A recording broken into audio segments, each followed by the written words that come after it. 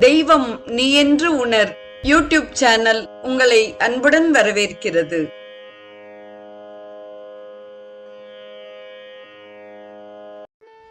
அன்பு உள்ளங்கள் அனைவருக்கும் உற்சாகமான இனிய சுபதின வணக்கம். இன்றைய ஸ்ரீ கௌமாரம் நிகழ்வில் கந்தர் அனுபூதியில் 44வது பாடல் குறித்து நாம் சிந்திக்க இருக்கிறோம். முதலில் நாம் பாடலை அனுபவிப்போம். சாடும் தனிவேல் முருகன் சரணம், சூடும்படி தந்தது சொல்லுமதோ, வீடும் சுரர் மாமுடி வேதமும் வெங்காடும் புனமும் கமழும் கடலே என்பதாகும். தொடர்வது இப்பாடலுக்கான பதவுரை. சாடும் பகைவர்களையும் மலமாயா கண்மங்களையும் அழிக்கின்ற தனிவேல் முருகன் சரணம்.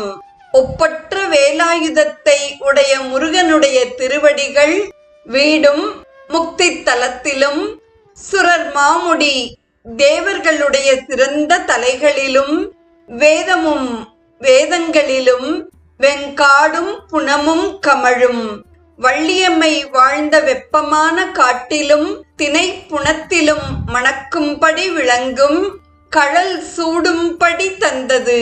அத்தகைய திருவடியை அடியேன் சென்னியின் மீது சூட்டிக்கொள்ளும்படி தந்தருளிய கருணையை சொல்லுமதோ, சொல்ல முடியுமோ?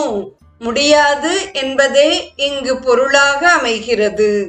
தொடர்வது இப்பாடலுக்கான பொழிப்புரை.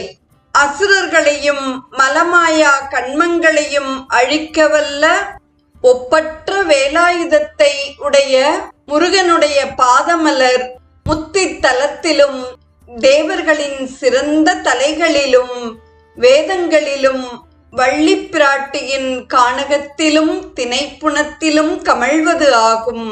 அத்தகைய ஞான திருவடியை அடியேனுடைய சென்னியில் சூட்டிக்கொள்ளுமாறு தந்தருளிய அப்பரமனுடைய கருணை திறத்தை சொல்லவும் முடியுமோ?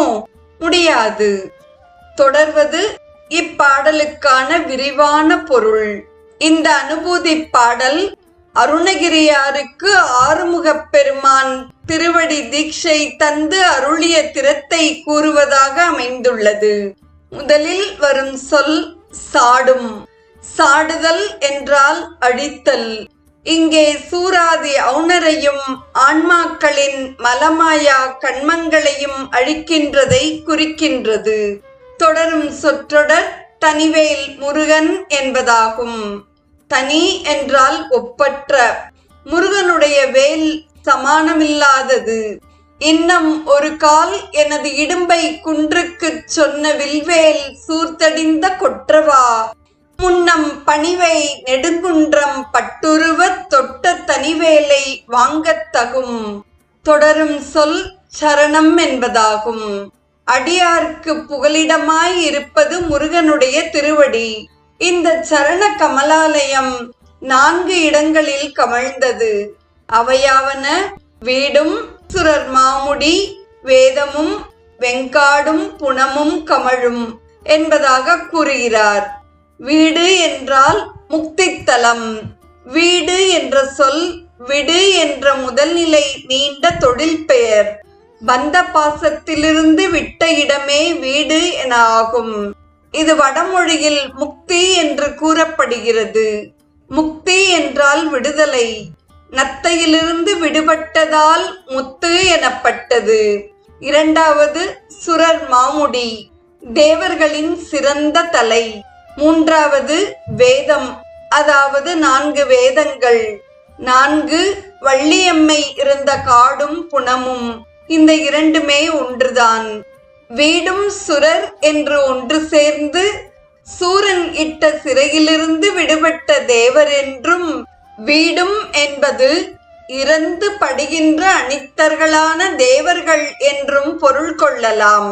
வேதம் என்பது ரிக் எஜுஸ் சாமம் அதர்வனமாகும்.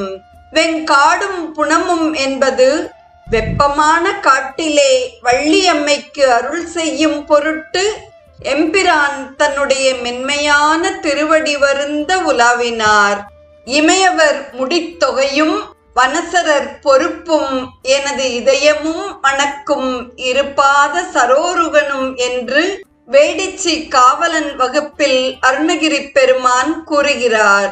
குறமறவர் கொடி அடிகள் கூசாது போய்வருட கரடி புலி திரிய கடிய வாரான காணில் மிகு குளிர் கனியினில மரமதேயாகி நீடி உயர் குன்றுலாவி என்று திருப்புகழில் அழகுறக் கூறுகிறார்.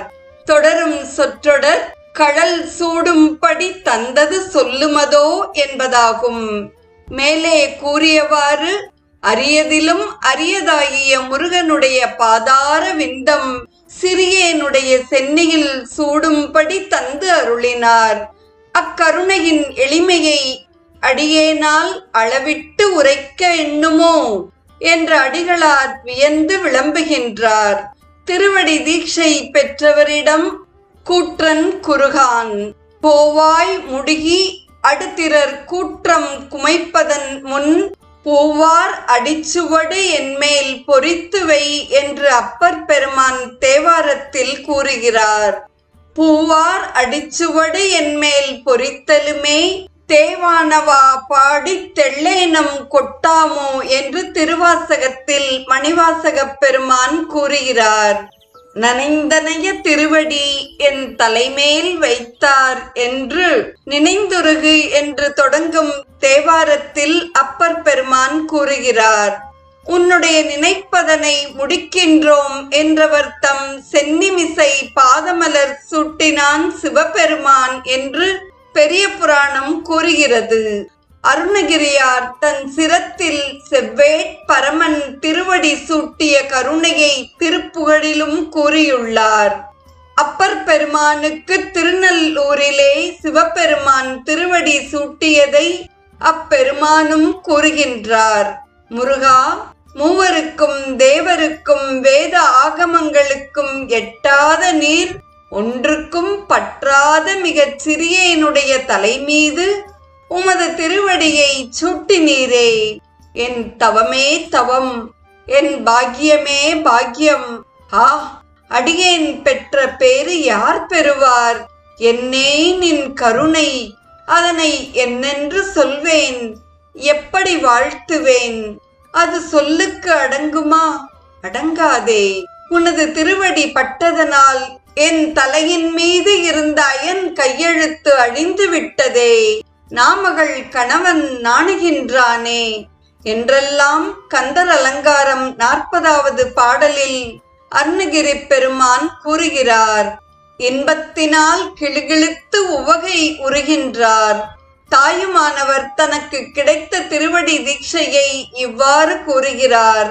அன்பருக்கு அன்பனான மெய்யன் ஐயன் ஆனந்த மோனன் அருட்குருநாதன் தன் பாதம் சென்னியில் வைத்தான்.